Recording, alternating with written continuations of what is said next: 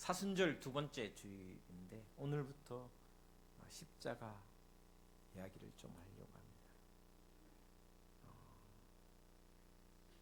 골고다 언덕이라는 곳은 해골이라는 뜻입니다. 갈보리 언덕이라고도 하죠. 거기에 십자가가, 예수님의 십자가가 달려 있고 그 옆에는 두 강도가 함께 십자가에 달려 있습니다. 그리고 십자가 주위에는 수많은 사람들이 서 있었습니다. 바로 옆에, 십자가 옆에는 정말 추악하고 가장 어떻게 보면 더러운 악한 모습의 군인들이 있는 반면에, 그리고 또한 너무나 아름다운 모습의 사람들이 서 있었습니다.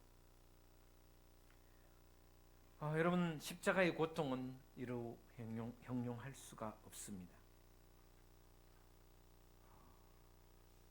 상상할 수 없는 고통입니다. 못에 박히고 허리에 창자국이 나서 피를 줄줄 흐르는 그런 고통 속에 신음할 수밖에 없는 예수님의 모습입니다. 그렇게 신음하고 또 고통 속에 있는 십자가 위에 있는 예수님 밑에서 4명의 군인들은 예수님의 옷을 가지고 제비 뽑기 합니다. 누가 가질 것이냐. 심지어 속옷까지 벗겨서 그 속옷도 제비 뽑기를 합니다. 어떻게 보면 참 추악한 모습이기도 합니다. 시편 22편의 말씀을 이루기 위한 하나님의 메시지가 이 십자가상의 예수님의 모습 속에서 이루어지고 있습니다. 하나님을 경외하고 섬기는 사람을 발가벗기고 마치 황소같이 달려들고 사자같이 물어 뜯으려고 하고 개같이 물어 뜯는 장면을 시편 22편은 기록하고 있습니다. 인간의 악함을 표현하는 내용입니다. 그렇게 하나님의 종을 해치는 가운데 제비 뽑기하고 더 좋은 것을 가지려고 하는 인간의 모습이 바로 로마 군인들의 모습이었습니다.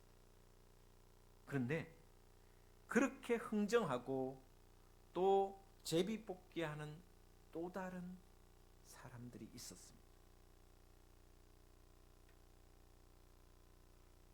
그 모습의 사람들은 오늘 본 말씀에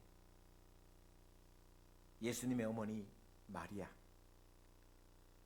막달라 마리아, 그리고 글로바의 아내 마리아, 그리고 예수님의 이모 살로메가 있었습니다.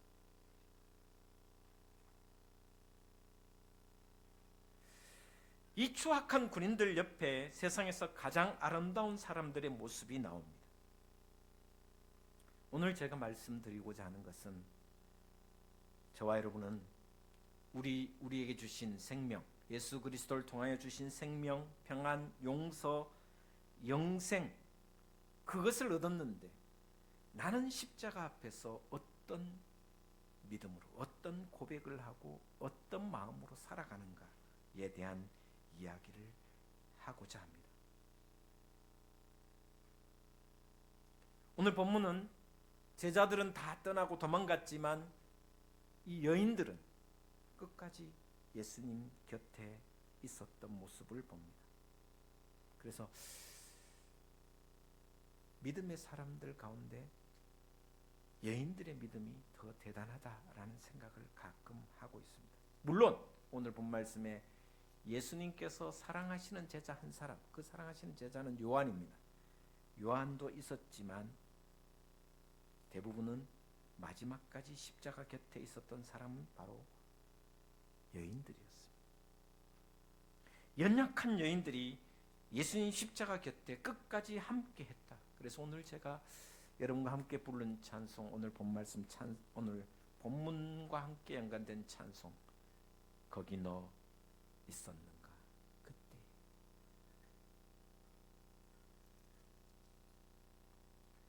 나는 어떤가?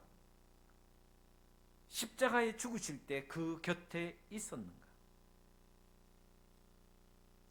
먼저 오늘 막달라 마리아 이야기를 좀 해보려고 합니다. 막달라 마리아는 십자가 곁에 마지막 죽음의 순간에 아름다운 여인으로 함께 있었습니다.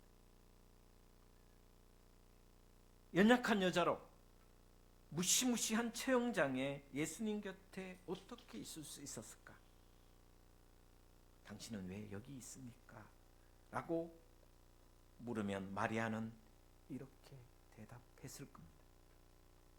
예수님은, 저 십자가에 달리신 예수님은 나의 구원자이시며 저 십자가를 통해 나에게 영생을 주시기 때문에 나는 십자가 곁에 있다라고 대답할 것입니다. 여러분, 막달라 마리아는 별명이 있습니다. 기도할 때 막달라 해서 막달라 마리아, 웃자고 하는 이야기, 막달라 마리아. 근데 여러분, 마리아는 어떤 삶을 살았는지 한번 보시면 누가복음 8장 이하에 보면 7 귀신에 들렸었습니다. 귀신이 한두 마리도 아니고 한두 놈도 아니고 7 귀신에 들렸습니다. 그 인생은 파괴될도록 파괴되었고 비참한 인생을 살아왔습니다. 삶이 너무나도 파괴된 삶이어서 비참할 수밖에 없었습니다. 그런데 그 비참할 때에 예수님을 만났습니다. 예수님을 만났고 자신 안에 있던 수많은 상처들이 치유를 받게 됩니다. 그리고 새로운 삶의 의지를 가지고 영생을 얻게 되었다라고 마리아는 고백합니다. 그 후에 마리아는 누가복음 8장에 보시면 소유를 팔아서 예수님을 섬겼습니다. 예수님과 제자들이 가는 곳마다 자신이 가진 재산으로 예수님과 제자들을 온전히 섬기기를 다했습니다. 이 마리아에게 당신은 왜 십자가 곁에 머뭅니까? 라고 물으면 마리아는 예수님이 운명하실 때 아니라, 여러분 성경 보시면 예수님은 그 십자가에 죽을 때뿐만 아니라 마리아가 죽으실 때도 예수님 곁에 있었지만 하간할 때도 마리아는 함께 했고 무덤에 묻혀 3일째에도 향유를 바르기 위해서 또다시 무덤으로 가는 모습을 봅니다. 가끔 그런 생각해 봅니다. 나는 죽으면 누가 내 곁에 끝까지 있을까? 죽은 후에 누가 나를 기억할까? 마리아는, 이 막달라 마리아는 예수님은 나의 구원자이시기 때문에 내가 주님의 십자가 곁에 있고 로마 군인들의 수술퍼런 그 창칼 앞에서도 나는 십자가 앞에 머물고 있다라고 고백하고 있습니다.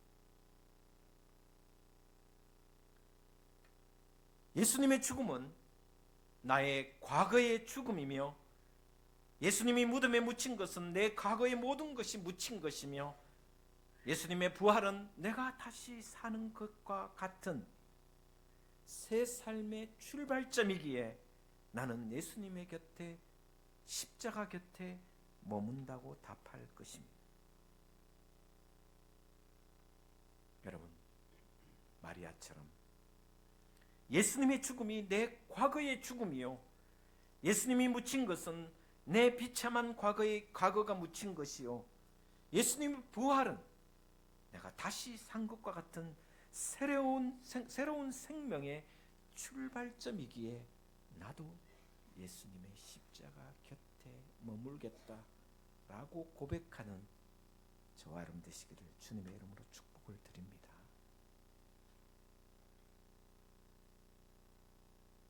두 번째 사람이 바로 살로메입니다. 여러분, 살로메는 두 아들이 있었습니다. 야고보와 요한입니다. 아마 살로메는 두 아들 야고보와 요한이 예수님의 그 모습을 지켜보면서 나중에 나라가 회복되면 이스라엘에 뭔가 큰 직책을 얻었으면 좋겠다 생각했던 전형적인 우리 한국 부모님과 엄마들과 비슷하다 생각. 자식이 출세를 위해서라면 물불을 가리지 않고 수단과 방법을 가리지 않는 살로메였습니다. 어느 날 예수님께 이렇게 부탁합니다. 당신이 나라의 주인이 될 때 우리 두 아들, 하나는 오른편에 하나는 당신의 왼편에 두사 내 아들이 출세하게 해달라고 부탁합니다.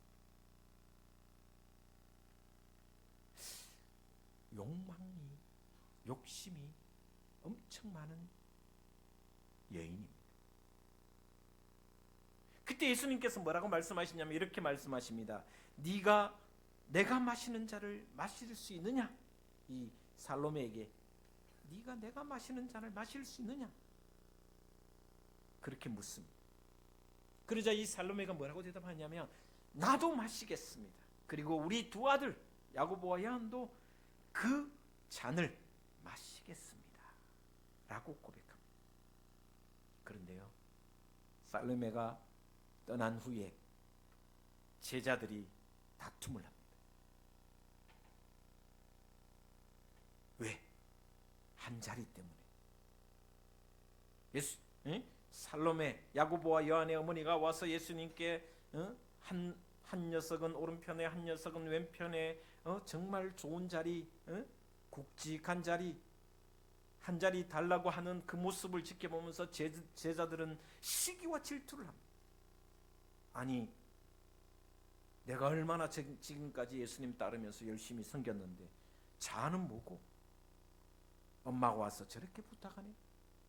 그러면서 야고보와 요한과 질투와 시기와 분쟁이 그리고 언쟁이 벌어집니다.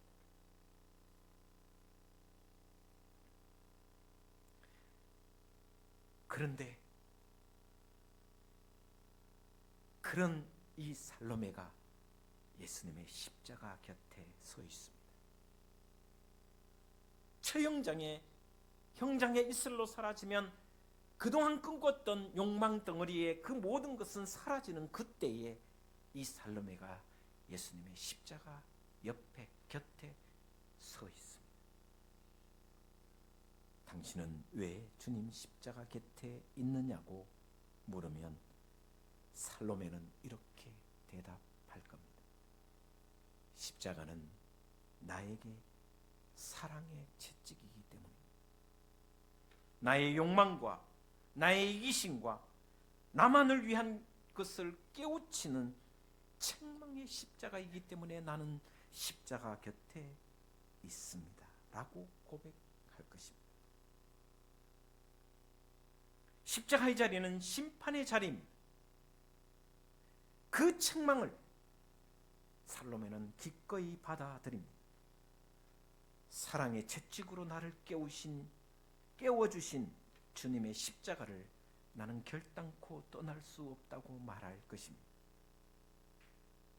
자신의 욕심에 따라 두 아들을 이 땅의 좌우 사람들을 원했지만 예수님 옆에 하나는 오른편에 하나는 왼편에 있기를 원했지만 이 십자가의 죽음 이후에 살로메는 두 아들을 온 땅의 순교자로 하나님 나라의 순교자로 보냅니다. 그리고 하나님께 두 아들을 돌려드립니다. 히브리서 12장 5절 6절에 이런 말씀이 있습니다.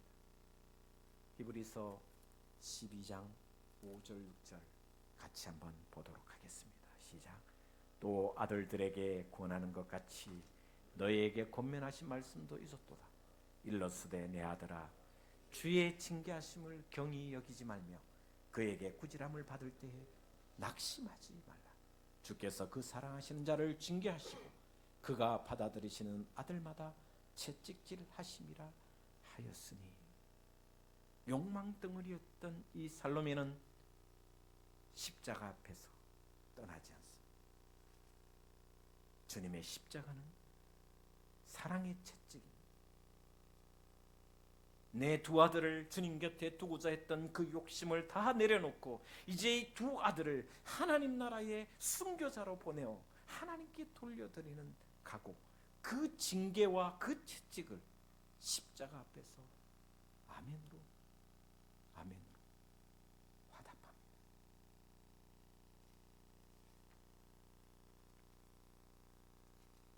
여러분은 십자가 앞에 어떤 존재로 곁에 있기를 원하십니다.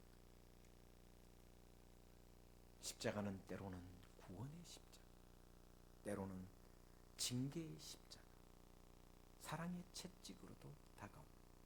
그 십자가 곁에 끝까지 머물 수 있는 신앙이 하나님 보시기에 진짜 신앙이라는 것을. 또 한 사람이 있습니다. 바로 요한입니다. 오늘 본문에는 주님께서 사랑하시는 제자, 여러분 요한복음을 보시면 제자 요한이 쓴 책이 복음서가 요한복음인데 자신의 이름을 쓰지 않습니다. 사랑하시는 제자, 주님이 사랑하는 제자라고 늘 표현하고 있습니다. 제자들이 다 도망갈 때 저주하고 배신하고 또 때로는 조롱하면서 예수님을 떠날 그때에도 이 사랑하는 제자 요한은 십자가 곁에 끝까지 머뭅니다. 왜요? 만약에 사람들이 당신은 왜 십자가 곁에 머뭅니까? 왜 제자들처럼 도망가지 않습니까? 라고 하면 요한은 이렇게 대답할 것입니다.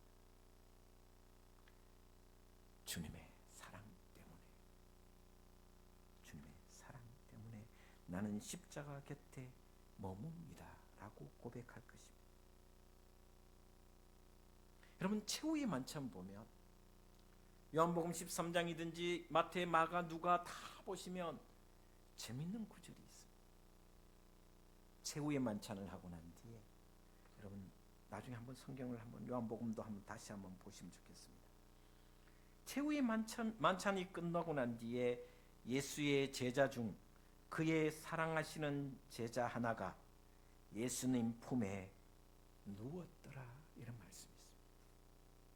누구냐? 요한입니다. 아기처럼 아이처럼 예수님 품에 누웠다. 여러분 생각해 보십시오. 요한이 아기입니까? 아니잖아요. 그런데 요한은 예수님을 사랑하는 그 사랑이 너무 감사하고 그 사랑이 너무 커서 주님의 품에 안겨 잠들었더라. 이게 쉬운 일이 아니잖아요. 여러분 여자분들인데 죄송해요. 여러분 저를 아무리 사랑하고 제가 사랑한다고 해도 제 다리에 비계 베고 제 다리를 베개 삼아 누워 있는 사람 별로 없잖아요. 그렇게 할 수 있는 사람 별로 없잖아요. 근데 요한은요, 주님의 사랑이 얼마나 크고 또 주님에 대한 사랑이 얼마나 깊고 자기도 주님에 대한 사랑이 얼마나 깊었으면 지금 십자가에 죽는 그 상황에서도 도망가지 않습니다. 다 도망가고 자기도 죽을 줄 모르기 때문에 도망가는데도 여전히 이 십자가 곁에 머문다. 왜? 주님의 사랑이 너무나도 깊고 놀랍기 때문에 나는 주님의 십자가 곁에 머물 수밖에 없습니다. 이렇게 말할 것입니다. 여러분 성경에 보면 막달라 마리아가 무덤에 갔는데 시신이 없었습니다. 그래서 숨어있는 제자들에게 달려갑니다. 그때 성경을 보시면 재밌습니다.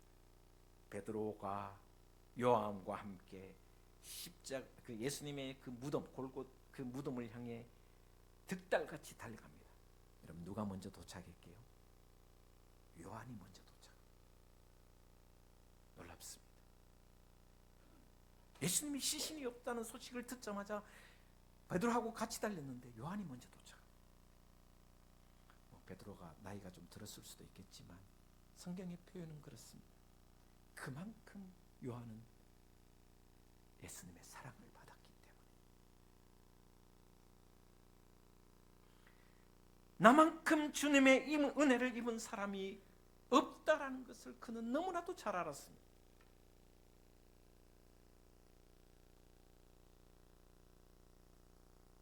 여러분, 사랑은 희생과 수고를 낳습니다. 주님의 사랑하는 제자 요한에게 예수님께서 십자가 위에서 요한에게 이렇게 말합니다. 예수님의 어머니에게 먼저 말씀하시죠. 보소서, 당신의 아들입니다. 요한에게는 뭐라 그러냐면 내 어머니, 너의 어머니니라.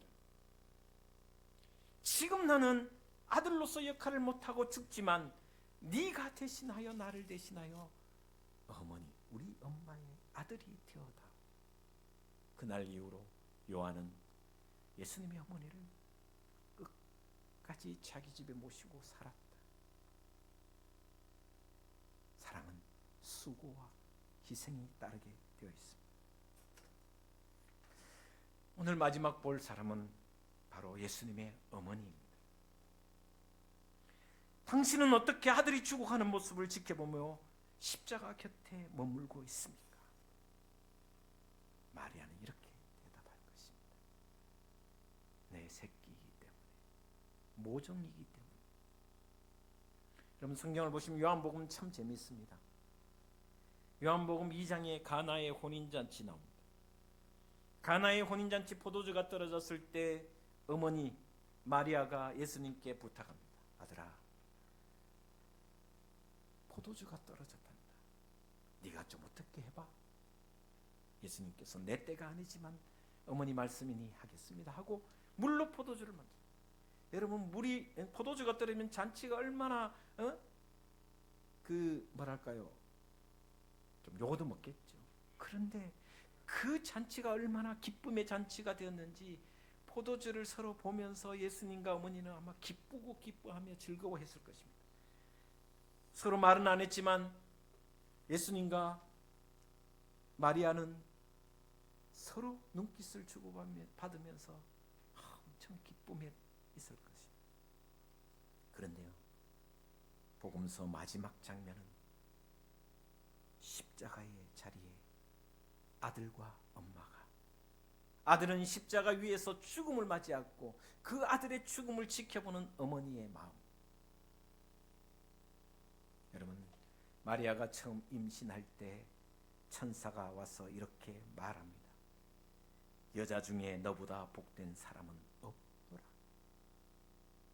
여자 중에 네가 가장 복 있는 사람이다. 그러나 그 뒷말이 너 또 중요합니다. 칼이 내 마음을 찌르듯 하리라. 칼이 너의 마음을 찌르듯 하리라. 예수님이 죽음을 상징하는 천사의 말입니다. 자식으로 인해 이 세상에 가장 큰 복을 받았다고 생각했는데 또 마지막에는 칼로 찌르는 듯한 아픔, 아들이 십자가 위에서 처형당하는 그 고통, 칼로 가슴을 토려내는 듯한 아픔, 그것이 바로 어머니의 마음이라는 것입니다. 엄마가 이렇습니다. 예수님이 어머니 마리아에게 보소서, 당신의 아들입니다. 이렇게 말했습니다. 많은 사람들이 보소서 당신의 아들입니다 라고 하는 것은 요한을 두고 이야기한다고 해석합니다. 세례요한이 아니라 예수님의 제자 요한에게 보소서, 어머니 당신의 아들입니다. 이 아들이 이제 당신의 아들이 됩니다. 그런데요, 어떤 신학자는 이렇게 이야기했습니다. 제가 바로 당신의 아들입니다. 어머니에게 때로는 기쁨이 되었고 어머니에게는 복이 되었지만, 그러나 십자가에 죽을 수밖에 없는 이 존재가 바로 당신의 아들입니다.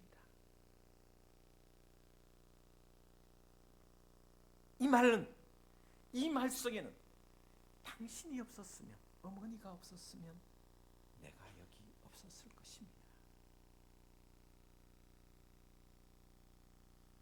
어머니가 계셨기 때문에 어머니의 그 위대한 축복의 통로 때문에 내가 이 십자가의 자리에 있으며, 또한 3년의 공성회와 그 모든 과정을 통해서 하나님의 구원의 역사를 당신을 통해서 이루었으니 당신의 아들이 여기 있습니다. 이제 나는 죽음의 자리에 있으니 요한아, 내 어머니를 너의 어머니처럼 모시기를 원한다. 네가 대신 나 대신 아들이 되어다오. 이런 중복된 복음이 아닌가라는 생각을 해봅니다. 십자가 곁에는 추악한 로마 군인들도 있었고, 십자가 곁에는 예수님의 어머니 살로메도 있었고, 막달라 마리아도 있었고, 사랑하는 제자 요한도 있었습니다. 각기 다른 이유로 주님의 십자가 곁에 머물렀습니다. 나는, 저와 여러분은 왜 십자가 곁에 머물고 계십니까?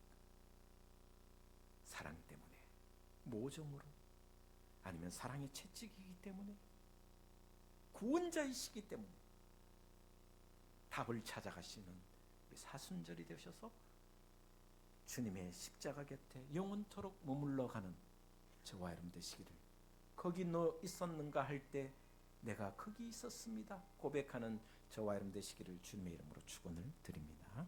기도하겠습니다.